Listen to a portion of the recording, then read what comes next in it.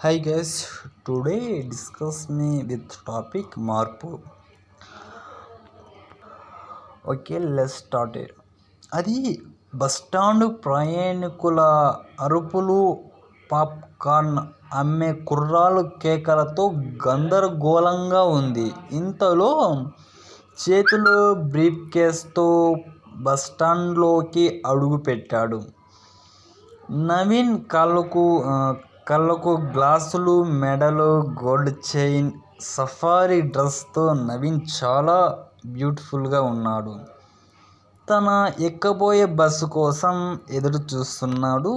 ఇంతలో బాబు అన్న పిలుపుకి పక్కకి తిరిగి చూశాడు నవీన్. అతని ఎదురుగా కొంచెం దూరంలో ఒక ముసలివాడు, ముసలి గడ్డం, అక్కడక్కడ చెరిగిన బట్టలతో అసహాయంగా ఉన్నాడు. ఏమిటి అన్న నిర్లక్ష్యంగా ముసలాయన వైపు చూశాడు నవీన్. బాబు, గూడెం బస్సు ఇక్కడే కదా ఆగేది అన్నాడు. ఆ ప్రశ్నకి అవునంటూ ముఖసరిగా సమాధానం చెప్పి మరోవైపు మొహం తిప్పుకున్నాడు నవీన్. మళ్ళీ బాగా అట్టు పిలిచాడు అదే ముసలాయన. ఏమిటన్నట్లు అసహాయంగా మొహం పెట్టి కళ్ళతోనే ప్రశ్నించాడు నవీన్.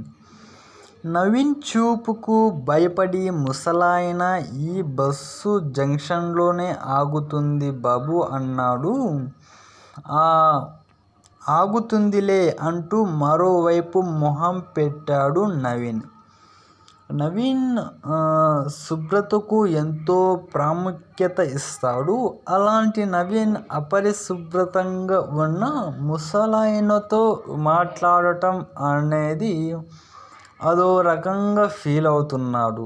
అదిగాక ఈ బస్టాండ్లో ఇంతమంది ప్రయాణికులుండగా పనిగట్టుకొని తననే అడుగుతున్నందుకు మనసులోనే తిట్టుకునసాగాడు. ఇంతలో గూడెం బస్సు వచ్చి పాయింట్లో ఆగింది. బిలబిలమంటూ వచ్చిన జనం బస్సులోకి ఎక్కడానికి ఒకరొకరు తోసుకుంటున్నారు. నారా ఎంతన పడుతున్నారు. కొందరైతే బస్సు కిటికీ గుండా చేతి రుమాలు వేశారు. కొందరైతే బ్రీఫ్ కేసు సీటును రిజర్వేషన్ చేసుకున్నారు. నవీన్ కూడా కిటికీ గుండా బ్రీఫ్ కేసు ఒక సీటులో పెట్టి అందరూ ఎక్కిన తర్వాత ఎక్కవచ్చులే అని మనసులో అనుకుని కింది ఉండి చూసి పరిశీలించసాగాడు. కొన్ని క్షణాలు అనంతరం బస్సు లోపల నుండి బాబు, ఇదిగో బాబు మిమ్మల్ని అంటూ గట్టిగా అరవటం బస్సు వైపు చూశాడు నవీన్. నల్ల బనీను ధరించిన ఒక వ్యక్తిని గట్టిగా పట్టుకొని అరుస్తున్నాడు. ఇంతకు మునుపు తను చూస్తున్న ముసలాడు జరిగిందేమిటో అర్థం కాని నవీన్ ఒక్క ఊదనట్టు బస్సులోకి దూకిపోయాడు. బస్సులోకి వెళ్ళిన నవీన్ దృష్టి నల్ల బనీను వ్యక్తి చేతిలో ఉన్న తన బ్రీఫ్ కేస్ మీద పడింది. అంటే వీడు దొంగన్నమాట నా మనసులో అనుకొని ఆ దొంగపై పిడిగుద్దుల వర్షం కురిపించాడు నవీన్. రావడంతో పాపం ముసలాయన రోపుతూ దొంగని వదిలేశాడు. ఇంతలో ఒక కానిస్టేబుల్ జరుగుతున్న గొడవ చూసి బస్సులోకొచ్చాడు. జరిగిన తెలుసుకొని ఆ దొంగని లాఠీతో కొట్టుకుంటూ బయటకు తీసుకుని వెళ్ళాడు నవీన్. ఇంతలో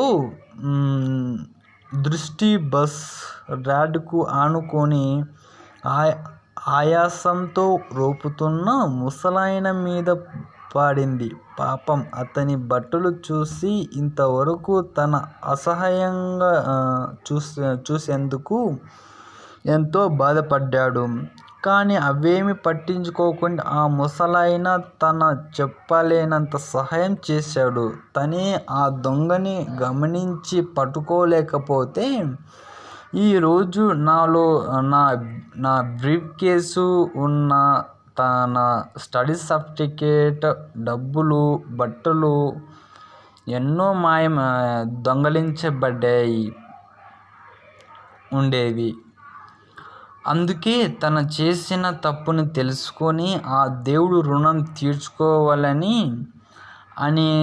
మనసులో అనుకొని ఆయాసంతో రోపుతున్న ఆ ముసలి వ్యక్తిని, తాత, నువ్వు చాలా ఆయాసంగా ఉన్నావు, వచ్చి నా కుర్చీలో కూర్చోమని చెప్పాడు. తర్వాత లాస్ట్కి ఆ తాతను తన కుర్చీలో కూర్చోబెట్టాడు. అంటే దీని యొక్క అర్థం, మనము ఎవరిని తక్కువ అంచనా వేయకూడదు. ఎందుకంటే అందరూ చెడ్డవాళ్ళు కాదు. బికాజ్ అంటే కొంతమంది మంచివాళ్ళు ఉంటారు, లైక్ ఇలాంటి వాళ్ళు. ఇప్పుడు దీంట్లో ఏమిటంటే నవీన్ యొక్క ఆ తాతగాని హెల్ప్ చేయలేకపోతే, అంటే ఇంతకుముందు ఈ నవీన్ ఆ తాతను ఆశ్రయించుకున్నాడు. ఎందుకు తెలుసా? అతని బట్టలు చూసి, అంటే చాలా పేదవాడిగా, అంటే లైక్ బట్టలు చింపుకొని ఉండేవాడు. అతన్ని అడగటంతో నవీన్ ఆ తాతని చాలా అసహ్యించుకున్నాడు. తర్వాత ఆ తాత లేకపోతే తనకి తన దగ్గరున్న సూట్ కేస్, దానిలో ఉన్న డబ్బులు, బట్టలు అంతా పోయేవి.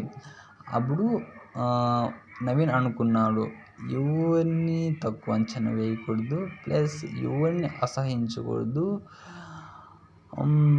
మనం ఎదుటి వాళ్ళు ఎలా మాట్లాడితే మనం అలాగే మాట్లాడాలి.